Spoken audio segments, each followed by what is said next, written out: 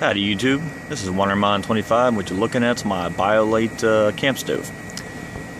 This is the second time I've actually used it, and so far I'm pretty impressed.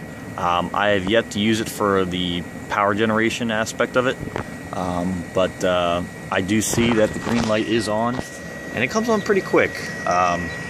Once you start getting some flames that are above the canister, shortly, the green light comes on. I assume the green light will turn on faster so long as the internal battery is charged up to capacity. So if you're running it dead, before starting the camp stove, just enough to just keep the fan going, then yeah, it'll probably take a lot longer to turn it into a charging state. But yeah, I just wanted to show you. I got a camp stove. It's got many uses. I mean, obviously, right now I'm boiling water, and it was pretty easy to start the fire. I did have one mishap where I started and the fire went out, but that's because I wasn't too quick on getting the kindling going, because all the kindling that I have would be hardwood flooring pieces, which I think the smallest piece was probably about this big. So, because I didn't use the fire starter, all I used was some newspapers, and got it going for a short bit, but it wasn't enough to keep it going.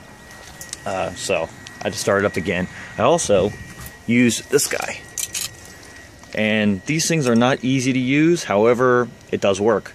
It just took a little bit of effort, but I was pretty impressed. That was the first time I actually used that, and it worked.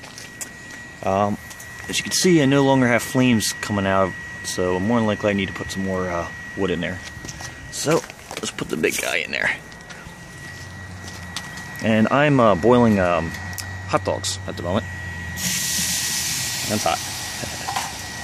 So, put that in there. And put that right on top. And because that fan is blowing oxygen into the fire, that little piece that I just put in there will be up to temperature and cooking in no time. And I'll have flames shooting out the side again. But yeah, I would say boiling time, like everybody says, is about, somewhere between 5 and 10 minutes, depending on how,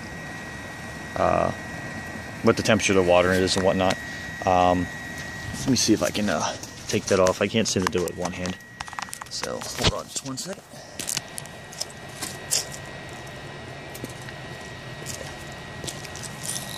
Oh yeah. You can see we're boiling. Put that aside. You always want to use a cap, just like anything else. If you're boiling water, if the any bit of the steam can rise and escape, then yeah, the water is going to lower in temperature. Yeah, that's pretty much done. I think I'm just going to let it go until it burns itself out. If you let it burn itself out, it will leave nothing but ash. So it's a pretty clean burn.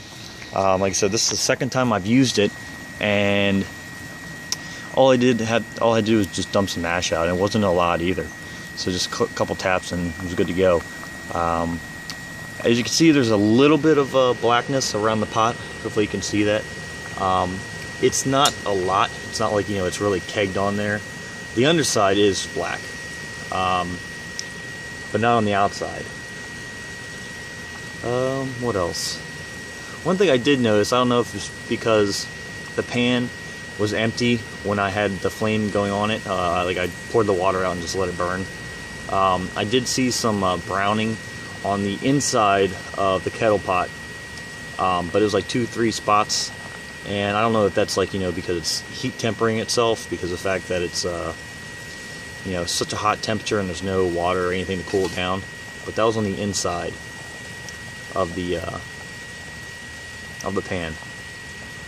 But so I guess I'll conclude. We got power, we got boiling, we got flames, and I didn't use all that much wood, and all this took probably less than 10 minutes total.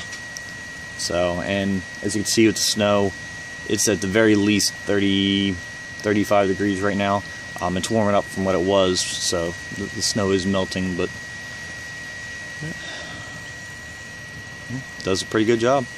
So, all right, until next time.